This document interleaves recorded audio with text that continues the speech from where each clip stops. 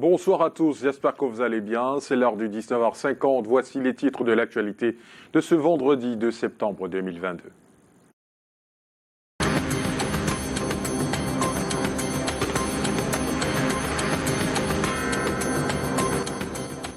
Des dizaines de familles à la Belle Étoile à Ngaoundéré, leur maison détruite par les pluies torrentielles, pluies qui compliquent davantage le quotidien des populations de Bamenda dans la région du Nord-Ouest. Et le prix du ciment ne baissera pas, en tout cas pas pour le moment, selon le ministre du Commerce, malgré le bon annuel de production de cette marque. La revue à la baisse induit d'autres paramètres que nous dévoilerons dans cette édition. Et opération recyclage pour les journalistes, les présentateurs de débats audiovisuels ont fait une mise à jour des techniques de préparation et de présentation de leur programme dans le cadre de la première édition des Cafés du Conseil national de la communication. Voilà pour les titres.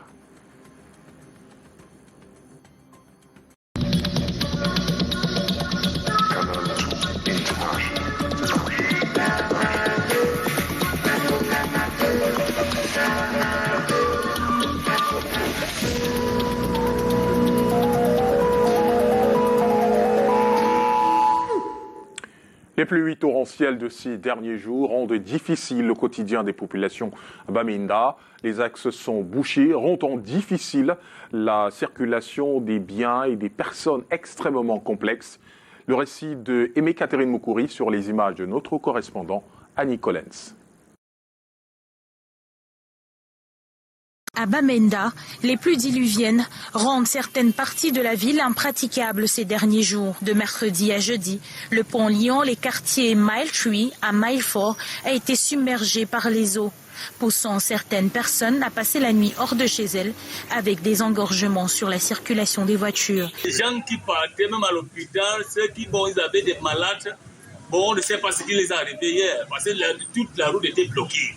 Au fil des années, les activités champêtres et construction des habitations en amont impactent le passage des eaux en aval, en étroitesse de la voie. Oui, tout d'abord, les causes des inondations, c'est peut-être parce qu'il y a le déplacement en haut, il y a la construction anarchique, il y a aussi le déchet que les gens mènent dans la rivière. En quatrième lieu, la construction du pont est si bas. Donc, on doit changer le niveau du pont. Parce que, comme ça, chaque année, il y aura des inondations.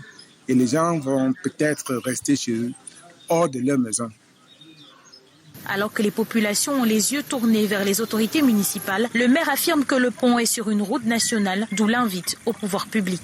J'ai saisi cette occasion pour lancer un appel pour le ministre des Travaux publics, ministre de Développement urbain, pour venir nous aider pour que l'année prochaine, il n'y aura pas cette situation encore. Parce que la population de la région du Nord-Ouest, tout ce que le pont là, c'est le pont qui connecte toute la région. Presque chaque année, le même problème se pose avec acuité, car c'est ce petit pont, construit il y a plus de 50 ans, qui dessert les départements de Boyo, Ngoketunja, Bui et Dongamantung, et surtout l'université de Bamenda à Bangui.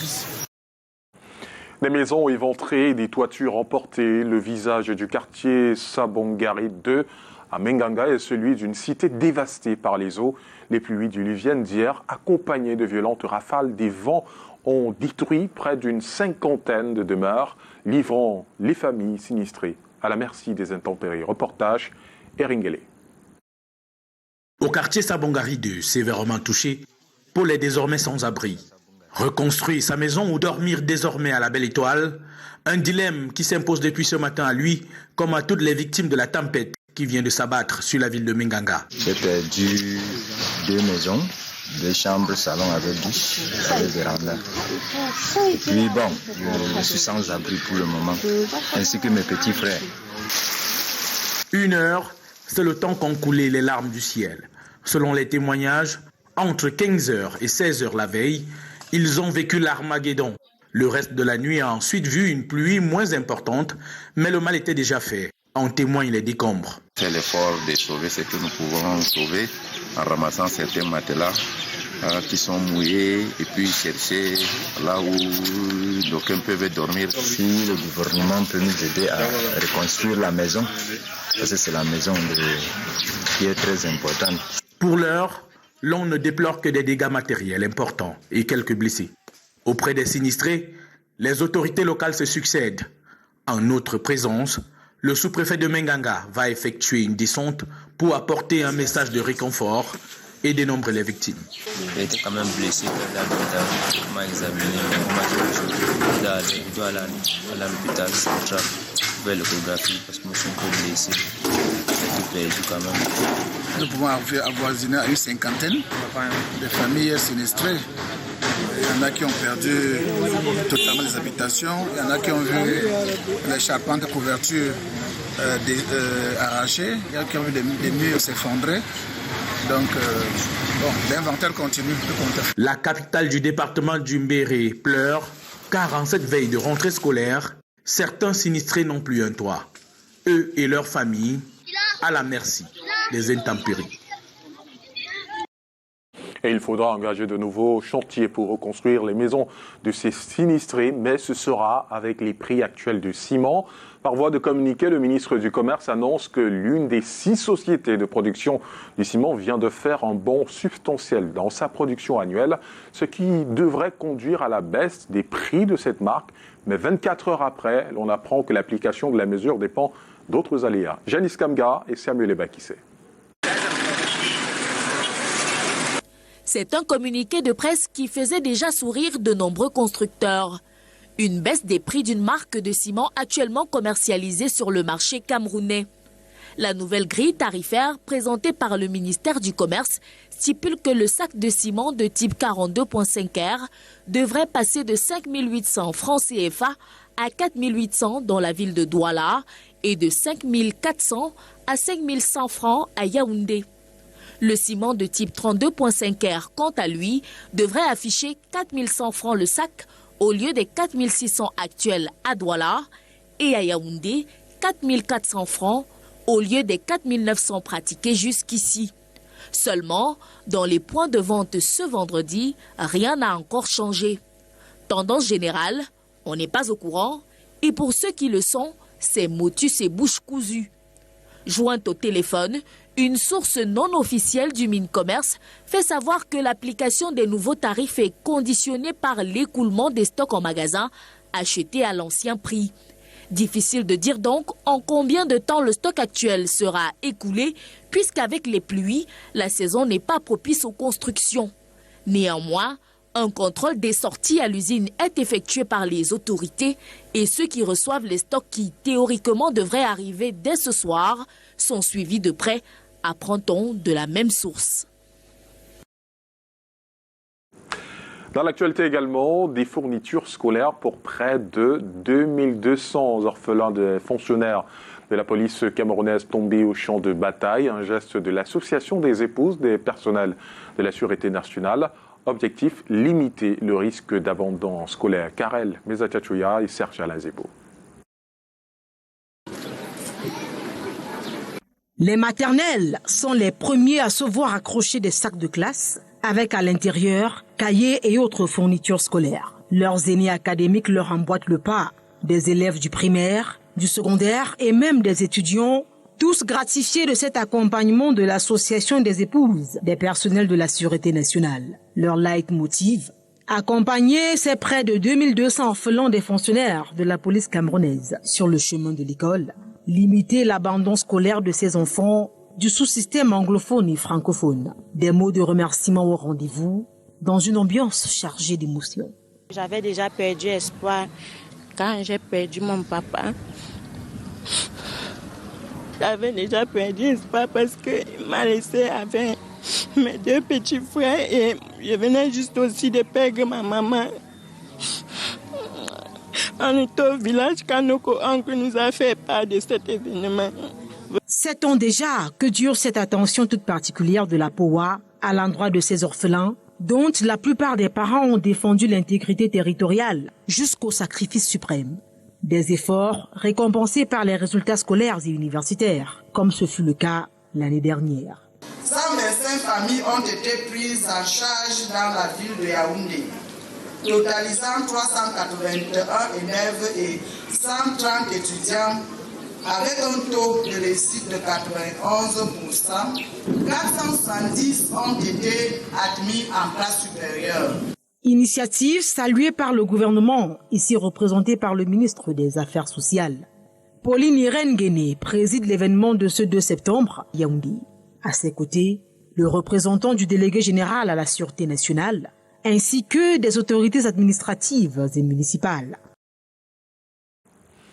Et sur le chemin de l'école lundi prochain, les élèves devront faire preuve de prudence sur la route. Sous la pression des eaux de pluie, le bitume est en effondrement progressif sur certains axes de la ville de Douala. Un danger permanent qui inquiète les parents à 2 jours de la rentrée scolaire. Le constat de Titi Freeman et Henri Tina. Comme pour laisser jaillir un volcan, des cratères se forment sur la chaussée.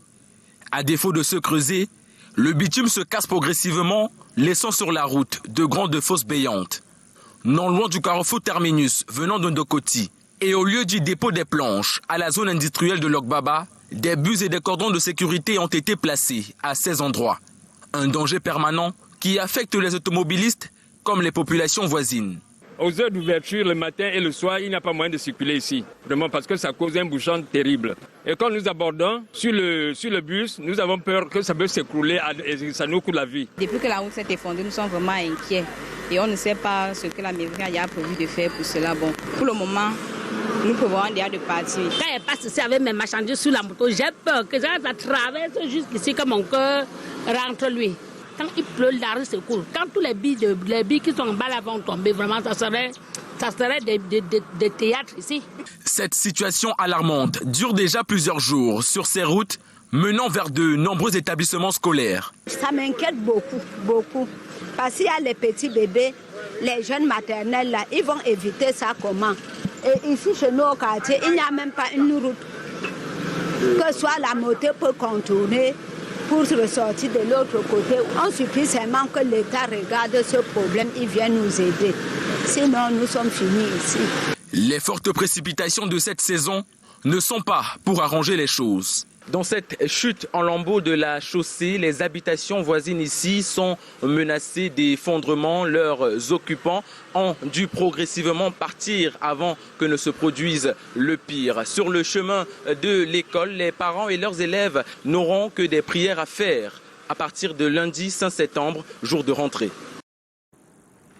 Il y a moins de 2 jours de la rentrée, on observe un flux abondant dans les compagnies de voyage de Kribi. Les responsables des agences sont au fourneau pour décanter la situation.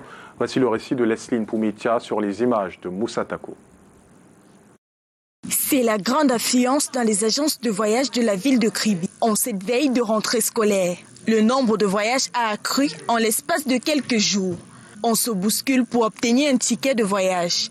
Dans cette agence, l'administration a mis sur pied des stratégies pour pallier aux embouteillages. Pour faire rentrer des produits, nous avons assez d'espace, nous avons une salle d'attente de plus de 150 places, nous avons assez de bus et nous sommes préparés effectivement pour entamer cette rentrée sans difficulté. Les passagers, soucieux de retrouver leur résidence habituelle, saluent les efforts fournis. Mon ticket est déjà prêt parce que mon bus arrive.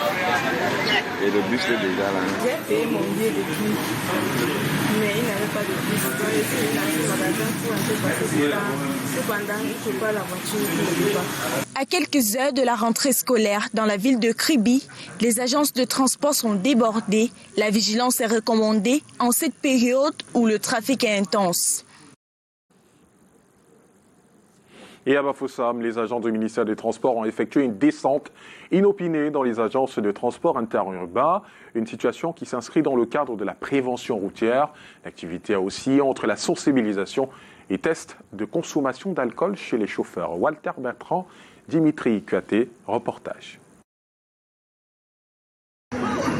À quelques jours de la rentrée scolaire, c'est l'affluence dans les différentes compagnies de transport interurbain à Bafoussam. Les agences sont bondées de passagers. Chaque demi-heure, un bus est sur le départ. Les agents du ministère des Transports au quotidien Sion veillent à l'application des mesures de sécurité, sensibilisation des passagers et chauffeurs, distribution des flyers, tests d'alcool. Il devait passer comme ça là. On contrôle tout sur place, on donne un papier, un laissez-passer qu'au fur et à mesure au contrôle, on présente seulement ça, on passe. Mais on quitte d'ici pour Yaoundé, on va faire 7 heures de temps de trajet de 5 heures à cause des contrôles. Et ce papier qu'on m'a remis au guichet, j'ai aussi vu les numéros. Et j'ai vu que c'est tellement important parce que avec ce qu'on vit sur ces routes de Bafoussam, Yaoundé, vraiment les numéros qui s'y trouvent, la direction de transport pense seulement aux voyageurs. Outre la sensibilisation, les conseils pour la sécurité routière, port de ceinture de sécurité, limitation de la consommation d'alcool et autres. Nous sommes à quelques heures de la rentrée scolaire, avec beaucoup de vacanciers ici à Bafoussam qui sont en train de rentrer sur Douala, Yaoundé. Notre devoir premier est de les sécuriser, de veiller en sorte que le trajet soit doux. On voudrait s'assurer que les agents de voyage ont fait leur job. Bref, vous savez, au niveau du ministère de Transport, notre objectif c'est 0 accident sur la route.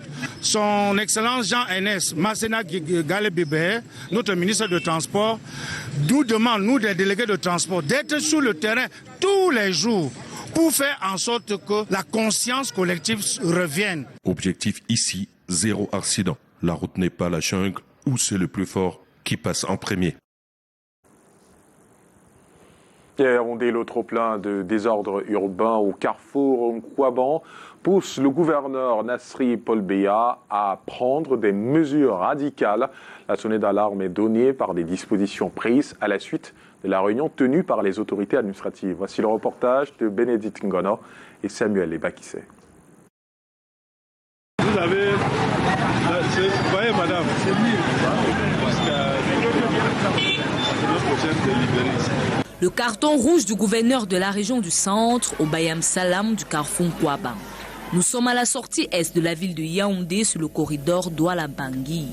Un axe commercial stratégique, mais constamment perturbé par l'activité marchande et les mototaxis.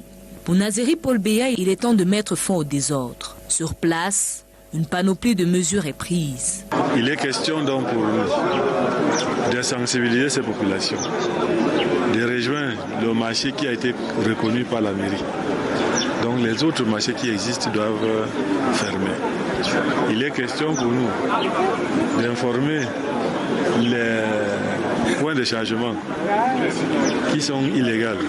Les différents points de chargement illégaux là-bas doivent cesser pour fluidifier le trafic. Il est question pour le maire de chercher d'autres voies et moyens d'acquérir d'autres terrains pour pouvoir donc assainir, c'est-à-dire le point de chargement, les heures de repos de camions. Des mesures pas très accueillies par certains commerçants. Moi, je n'apprécie pas parce qu'on nous casse le temps de la rentrée. Il fallait attendre que les rentrées passent pour qu'on nous bouscule comme on est en train de faire là.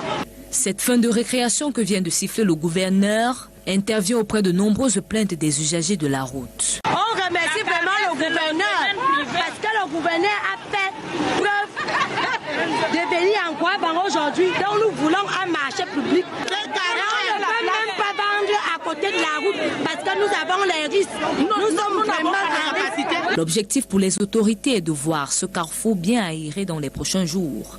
Les vendeurs ont une semaine pour déguerpir avant l'arrivée de l'engin destructeur. Et 3 semaines déjà après la sortie du ministre de la Santé publique, Manaouda Malachi, sur la vente des produits décapants par certaines entreprises, les enseignes se mettent déjà à jour. C'est le cas de l'association des promoteurs de produits cosmétiques de Yaoundé qui vient d'organiser une concertation pour sensibiliser les acteurs à s'arrimer à la norme prescrite par le gouverneur. Reportage Corinne Tangor et Bertrand Tiassé. Stopéfiant à la vente des produits décapants. Conscient de la toxicité des produits, l'association des promoteurs des produits cosmétiques prend des mesures fortes pour sensibiliser les vendeurs. En tant qu'organisation citoyenne qui avons accepté délibérément de mobiliser, n'est-ce pas, cette masse critique d'acteurs économiques qui ont accepté de travailler dans une démarche d'éthique et même de qualité pour ainsi dire accompagner le président de la République dans sa vision de modernisation du Cameroun. Actuellement, nous avons mis en place un instrument, comité de recensement des acteurs de la filière, coordonné par le ministre du Commerce. Et je suis heureux de savoir aujourd'hui que nous avons élargi le champ d'efficacité de ce comité en impliquant également le ministre de la Santé. Les échanges de ce 1er septembre visent également à recenser différents acteurs de la filière et à reconquérir les consommateurs qui, depuis l'interdiction de la vente des produits éclaircissants par le ministre de la Santé publique, désistent déjà. Parmi, dans cette décision-là, il y a des entreprises et citoyens qu'il faille ressortir, qui ne subissent pas, n'est-ce pas, les affres de cette décision. Nous voulons également travailler de sorte que nous puissions redonner confiance, n'est-ce pas, aux consommateurs et aider même à ce qu'on mène des opérations de charme auprès des potentiels investisseurs qui veulent projeter, n'est-ce pas, leur rêve en Afrique centrale, de choisir le Cameroun à la faveur de ses avantages comparatifs. Cette initiative de l'Association des promoteurs des produits cosmétiques permettra aux propriétaires de marques d'accompagner le gouvernement dans la quête du bien-être des consommateurs. Et les journalistes se mettent également à jour dans la pratique de leur profession. Une trentaine d'entre eux ont pris part à un séminaire à Douala sous le thème « La responsabilité des présentateurs dans la conduite des débats audiovisuels ». Cela rentre dans le cadre de la première édition des cafés du Conseil national de la communication. Les précisions avec Lille Piediou et Thierry Nala.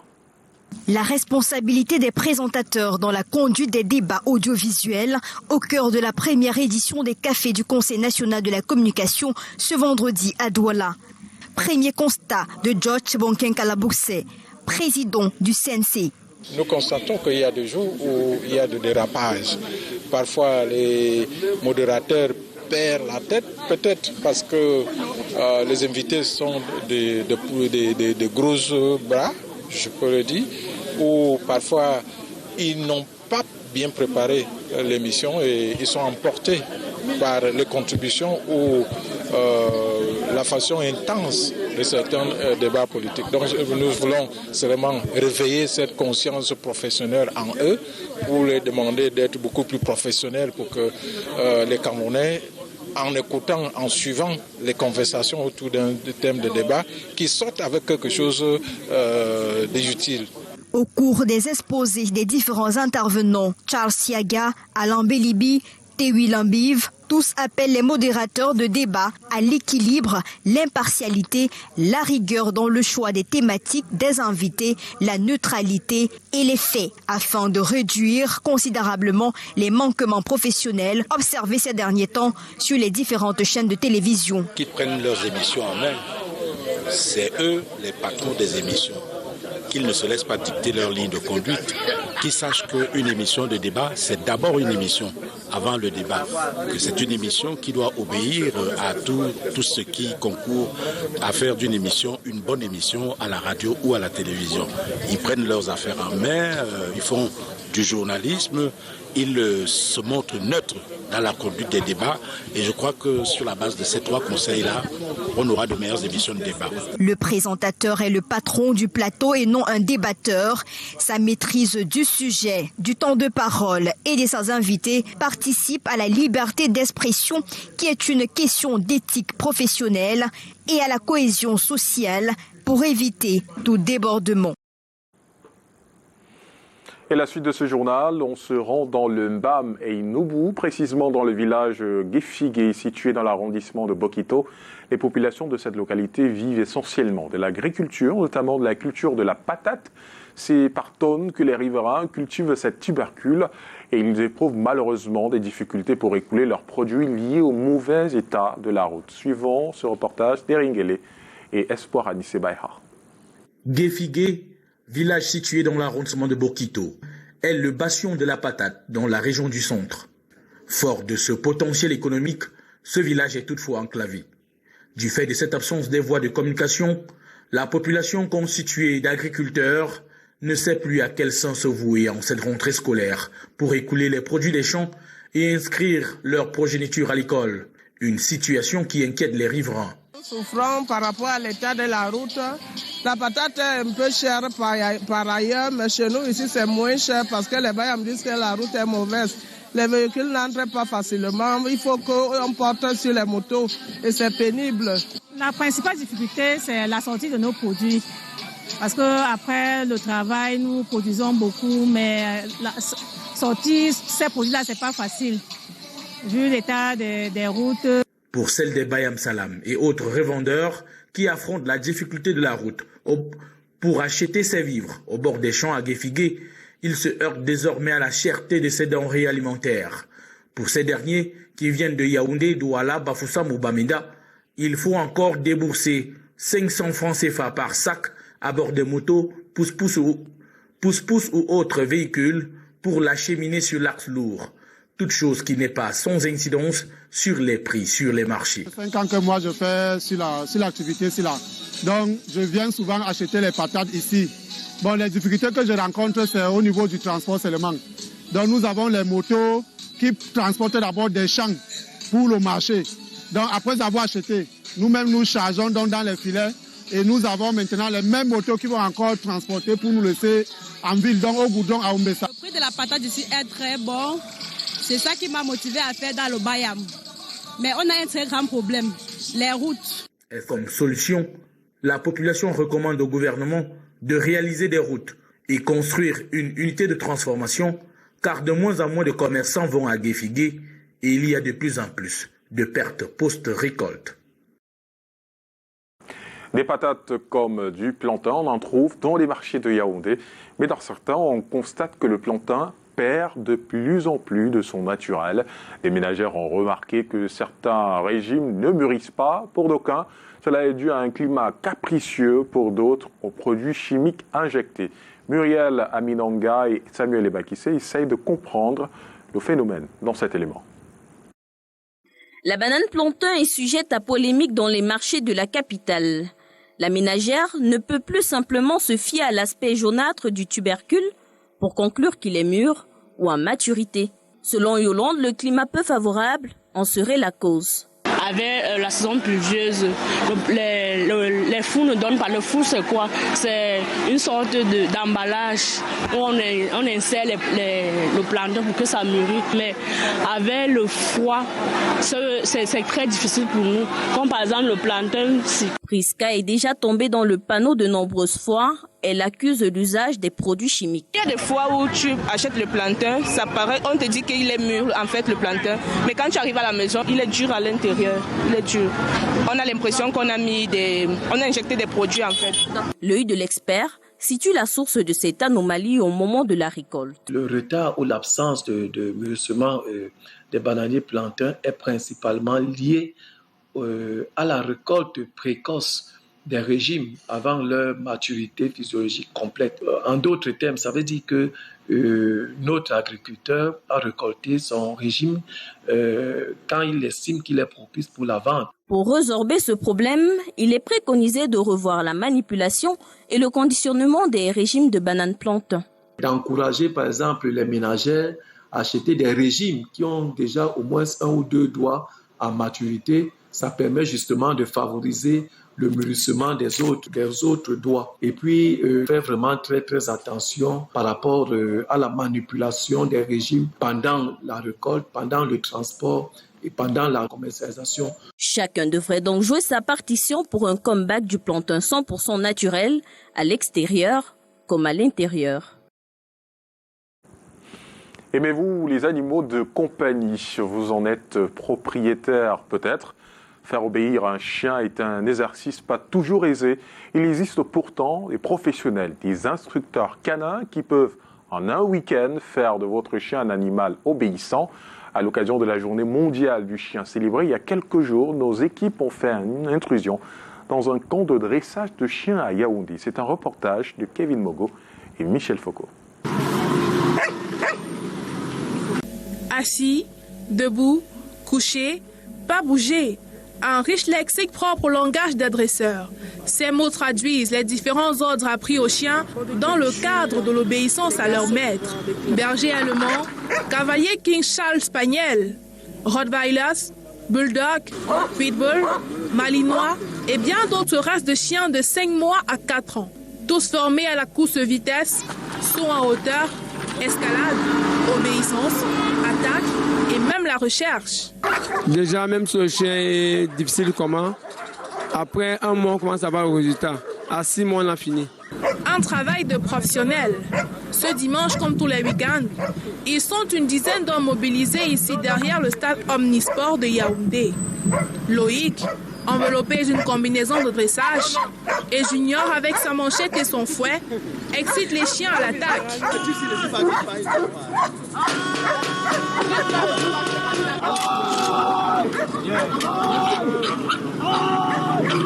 Tu dois faire beaucoup de sport pour ne pas que quand le chien te mord, tu tombes au sol comme un sac de macabo. Aujourd'hui, une succession d'exercices avec une trentaine de chiens, à eux confiés par les propriétaires. Au finish, des maîtres satisfaits et contents de voir leurs chiens transformés. Comme tous les chiens, au départ, il n'est pas dressé. Et petit à petit, après quelques séances, on lui a appris l'obéissance. Maintenant, il obéit. En tout cas, moi, il m'obéit. Le métier d'instructeur canin n'est pas sans risque.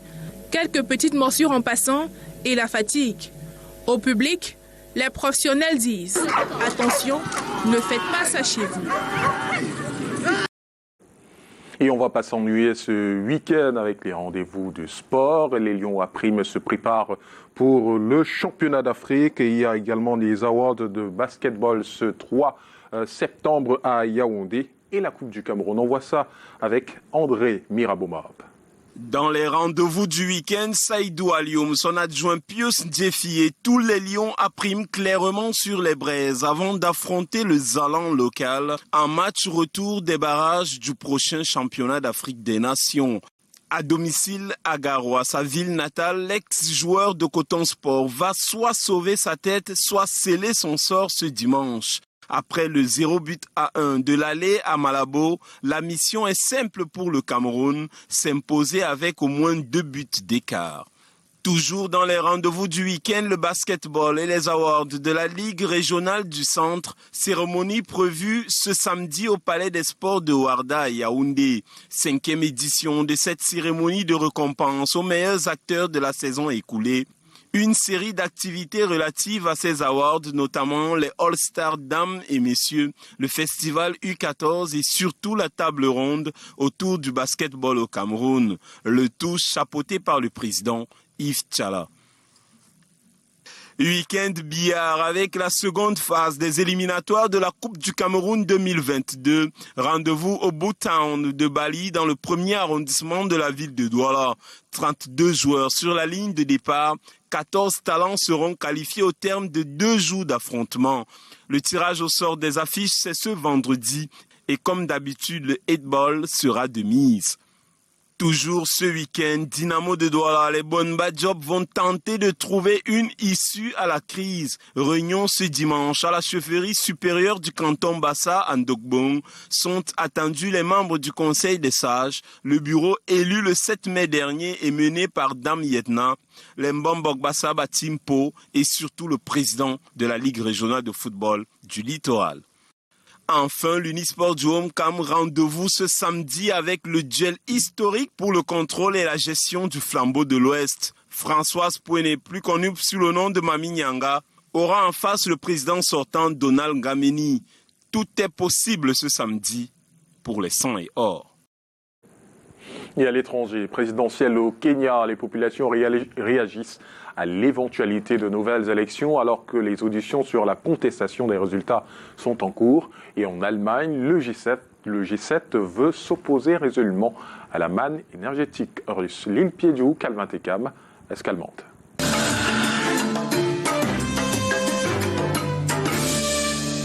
Des manifestants soudanais se rassemblent dans la capitale Khartoum pour protester contre le coup d'État militaire de l'année dernière, ayant plongé le Soudan dans des troubles de plus en plus profonds. Extrait. Nos manifestations se sont poursuivies depuis le coup d'État du général Abdel Fattah al-Burhan et elles se poursuivront avec détermination et ce putsch Bien que de nombreuses personnes aient été tuées et des milliers de blessés, mais les manifestants insistent pour continuer sur la voie de la révolution. Transition. Le mouvement national de libération de l'Azawad, l'un des principaux groupes armés évoluant dans le nord du Mali, décide lors d'un congrès à Kigali de s'engager en faveur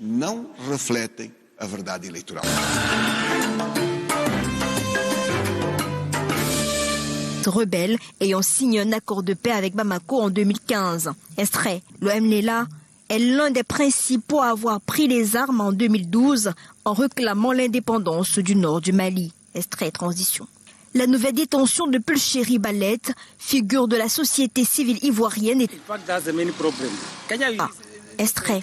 Son conseiller a dénoncé les circonstances de son arrestation et l'enquête qui s'en s'est suivie, déclarant que les agissements du procureur de la République ivoirienne sont une tentative de faire taire l'activiste. Extrait. Et toutes nos excuses pour la qualité de cet élément que nous vous reproposerons dans nos prochaines éditions.